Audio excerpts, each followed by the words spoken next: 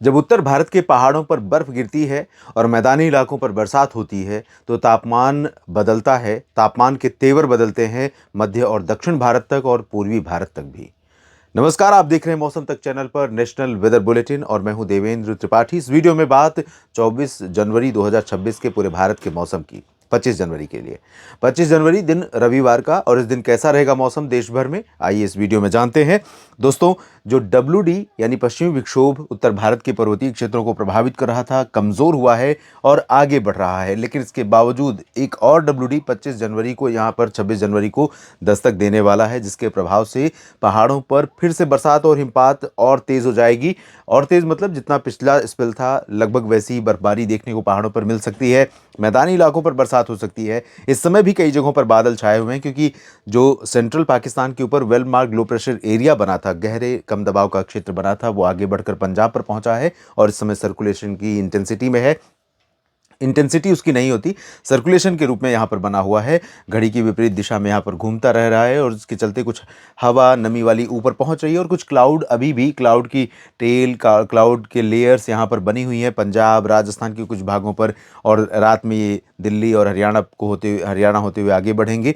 और जो बादल इधर हैं इनका भी कुछ प्रभाव है और एक श्रृंखला बादलों की देख रहे हैं मध्य भारत की तरफ बढ़ रही है। दक्षिणी राजस्थान, गुजरात और महाराष्ट्र के रास्ते इधर मध्य भारत के क्षेत्रों पर। दक्षिण भारत में भी आप कुछ बादल देख पा रहे हैं जो पश्चिमी दिशा में बढ़ते हुए भारत के तटों के करीब पहुंचे हैं। तमिलनाडु, आंध्र प्रदेश, कर्नाटक, केरल और आसपास के रीजन पर ये बादल हैं। इन बादलों का कुछ प्रभाव दिखाई पड़ सकता है पर्वतीय क्षेत्रों पर। और क्या प्रभाव दिखाई पड़ेगा? पर्वतीय क्षेत्रों पर नहीं, इन बादलों का प्रभाव यहाँ पर जो तटवर्ती रीजन है, कोस्टल एरियाज हैं तमिलनाडु और आंध्र प्रदेश के, यहाँ कुछ हिस्सों में दिखाई पड़ सकता है और इंटीरियर पोर्शन पर भी दिख सकता है। धीरे धीरे नीचे से बादल ऊपर बढ़ रहे हैं, कुछ मध्य भारत के पोर्शन में बादल बढ़ सकते हैं अगले 24 घंटों में। इनका प्रभाव क्या रहेगा आइए जानते हैं इस वीडियो में। लेकिन उससे पहले एक बार तापमान की स्थिति देख लेते हैं। कल आपको ध्यान होगा, सुबह के वीडियो में भी मैंने आज कहा था और कल के वीडियो में भी कहा था कि उत्तर भारत के पर्वतीय क्षेत्रों पर जो बर्फ़ पड़ी है उसका असर हमें नज़र आएगा तापमान के बदलाव के रूप में। और आप देखिए, गुलमर्ग जो माइनस में जा रहा था, लेकिन 12 डिग्री सेल्सियस इतना तापमान नीचे नहीं गिर रहा था, और 12 डिग्री सेल्सियस ये पहली बार गिरा है सर्दी के सीज़न 2025 और 26 के सीज़न में। बनिहाल में 4.4, काजीगुंड में 4.2, श्रीनगर में 1.4, अभी और नीचे जाएगा यहाँ पर। मुक्तेश्वर कुमाऊं में 1.2 और शिमला में 0.5 और मनाली में 0.4। ये सब शून्य से नीचे पहुंचे हुए तापमान हैं। नीचे की तरफ मैदानी भागों में देखें तो यहाँ पर भी हिसार सबसे ठंडा रहा, जहाँ 1.6 डिग्री सेल्सियस तापमान पहुँच गया, और अमृतसर में 2.4 डिग्री पारा पहुँचा। कल 3.7 था और हिसार में कल और ऊपर तापमान था, तो काफ़ी ज़्यादा सर्दी यहाँ पर बढ़ी। भुंतर में 2.5, बारापानी में 3.2, पिलानी राजस्थान में 3.2, सीकर में 3.2। ये पश्चिमी क्षेत्र है या उत्तरी क्षेत्र है राजस्थान के, यहाँ पर भी हवा पहुँचने और तापमान में गिरावट और सर्दी के बढ़ने की संभावना थी। ऊना 3.3, गंगानगर 3.5 और इतना ही तापमान पटियाला में दर्ज किया गया। सुंदरनगर में 3.7, 4 डिग्री पारा रहा यहाँ पर करनाल और लुधियाना में। मंडी, जैसलमेर, जम्मू, नलिया, बीकानेर, धर्मशाला और साथ में चंडीगढ़, चुरू तथा एरनपुरा यानी जवाई डैम, अम्बाला, नाहन, सभी जगहों पर तापमान में गिरावट हुई है। अभी और गिरावट होने की संभावना है, क्योंकि पहाड़ों पर जो बर्फ़ पड़ी है वो बहुत मामूली नहीं है, और जितनी बर्फ पड़ी है उसका असर हवाओं के रास्ते, हवाओं के माध्यम से देश के कई राज्यों पर पहुंच रहा है और पहुंचता रहेगा, उसका प्रभाव नजर आएगा। ये है 25 जनवरी के लिए अलर्ट, जो कोहरे और शीतलहर के रूप में है। और ये शीतलहर की स्थिति आप देख सकते हैं हिमाचल प्रदेश, और साथ में कोहरे और शीतलहर का अलर्ट यहाँ पर पंजाब और हरियाणा, दिल्ली के ऊपर भी है। ऑरेंज अलर्ट है, यानी यहाँ पर अच्छी खासी गिरावट तापमान में, और सुबह के समय हल्के से मध्यम और मध्यम से घने कोहरे की संभावना रहेगी। राजस्थान में भी शीतलहर के साथ कोहरा और वेस्ट यूपी में भी शीतलहर की संभावना यहाँ पर व्यक्त नहीं की गई, लेकिन चांसेस हैं कि तापमान गिरेगा, कोहरा रहेगा। उप हिमालय, पश्चिम बंगाल, सिक्किम में कोहरे का अलर्ट है। बाकी जगहों पर आप देखें तो यहाँ तमिलनाडु में थोड़ी बहुत बारिश का अलर्ट यहाँ पर दिया गया है।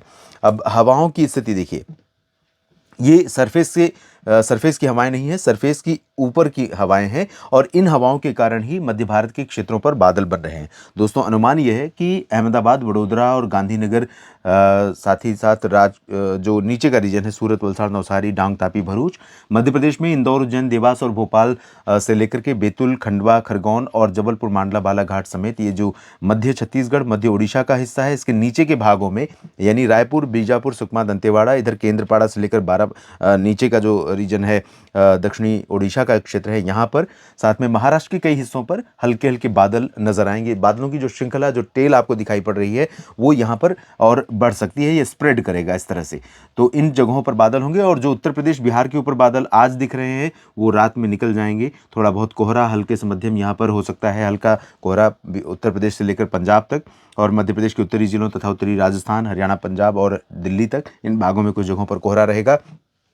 इन हवाओं के कारण, नमी जो पहले से है उसके कारण, साथ में तापमान गिर रहा है उसके कारण, तो बहुत सारी वजह हैं जिसके कारण कोहरा होने की संभावना है। और नीचे की तरफ आप देखें तो यहाँ पर हवाएं जो ऊपर आ रही हैं महाराष्ट्र की तरफ, इसके प्रभाव से ही यहाँ मध्य भारत में बादल हो रहा है। तो इसके साथ साथ महाराष्ट्र के नीचे का जो हिस्सा है, कर्नाटक और तेलंगाना का, आंध्र प्रदेश के दक्षिणी क्षेत्रों का और आसपास के तटवर्ती रीजन्स का, यहाँ पर भी बादल दिखाई पड़ सकते हैं। और यहाँ पर हवाएं जो WD की पहुंच रही हैं उसके चलते उप हिमालय, पश्चिम बंगाल, सिक्किम में भी बादल नजर आएंगे और यहाँ गिलगित से लेकर उत्तराखंड के बीच बादल रहेंगे, तमिलनाडु और केरल से लेकर इधर बादल रहेंगे। और बारिश की संभावनाएं बहुत ज़्यादा जगहों पर अगले 24 घंटों में नहीं है, लेकिन 26 को जब WD पहुंचेगा तो 26 और 27, 28 में फिर से पर्वतीय क्षेत्रों में कई जगहों पर बरसात और मैदानी इलाकों पर बरसात और पहाड़ी इलाकों पर हिमपात की संभावनाएं बनेगी। गिलगित, बाल्टिस्तान, मुजफ्फराबाद, लद्दाख, जम्मू कश्मीर, हिमाचल, उत्तराखंड, इन क्षेत्रों के ऊपरी इलाकों में कई जगहों पर हल्की वर्षा या हिमपात होने की संभावना है। पंजाब, हरियाणा, दिल्ली और चंडीगढ़ तथा उत्तर प्रदेश, राजस्थान से लेकर के बिहार, झारखंड, पश्चिम बंगाल और पूर्वोत्तर भारत के अधिकांश भागों, सिवाय यहाँ पर अरुणाचल और सिक्किम, उप हिमालय, पश्चिम बंगाल की, यहाँ छिटपुट गतिविधियाँ हो सकती हैं ऊंचे पर्वतीय क्षेत्रों पर, जो WD के प्रभाव से यहाँ पर बादल पहुँच रहे हैं उसके कारण। बाकी जगहों पर ड्राई रहेगा और इधर ओडिशा, छत्तीसगढ़ से लेकर मध्य प्रदेश, महाराष्ट्र, गुजरात, गोवा में भी बारिश नहीं होगी। जो बादल होंगे वो अभी बरसात फिलहाल नहीं देंगे, लेकिन मेरा अनुमान है कि जब 27 को, 26 को यहाँ सिस्टम पहुँचेगा, 27 का उसका असर मैदानी भागों में रहेगा। इधर से जो हवाएं पहुँच रही हैं, इनके मिलने की वजह से मध्य भारत में कुछ जगहों पर आने वाले दिनों में 27, 28, 29, 30, 31 के बीच में कुछ जगहों पर बरसात की संभावनाएं बन सकती हैं, लेकिन वो लिमिटेड होंगी। तो आपको प्रतीक्षा करने की आवश्यकता नहीं कि कोई बरसात होने वाली है इसलिए सिंचाई न करें। आप सिंचाई करना चाहते हैं तो ज़रूर करें खेतों की, फसलों की, ताकि फसल को नुकसान न हो, क्योंकि अगर बरसात होगी भी तो बहुत ज़्यादा नहीं होगी। मान लीजिए मध्य महाराष्ट्र या मराठवाड़ा या मध्य प्रदेश के कुछ भागों पर होती भी है या ओडिशा और छत्तीसगढ़ के भागों पर, तो कोई फसलों को नुकसान नहीं होगा, ज़्यादा बारिश होने वाली नहीं है। दक्षिण भारत में तमिलनाडु के तटवर्ती हिस्सों से लेकर आंतरिक रीजन में कई जगहों पर हल्की वर्षा हो सकती है। केरल, लक्षद्वीप, तटीय कर्नाटक और आंध्र प्रदेश के रायलसीमा रीजन तथा दक्षिणी आंतरिक कर्नाटक के भी कुछ भागों पर और पुदुचेरी में भी कुछ भागों पर लाइट रेन होने के आसार दिखाई पड़ रहे हैं। इस वीडियो में फिलहाल इतना ही। आप बने रहिए लगातार मेरे साथ मौसम तक और न्यूज़ मीडिया मंच पर। जानकारी ठीक लगे तो वीडियो को लाइक और शेयर करिएगा, कमेंट सेक्शन में अपनी बात लिखिएगा। आप सभी का समय शुभ रहे। आप सभी ने वीडियो देखा इसके लिए बहुत बहुत शुक्रिया और एक बार पुनः कहूँगा कि इस चैनल को कर लीजिए सब्सक्राइब मौसम के हर अपडेट के लिए। धन्यवाद।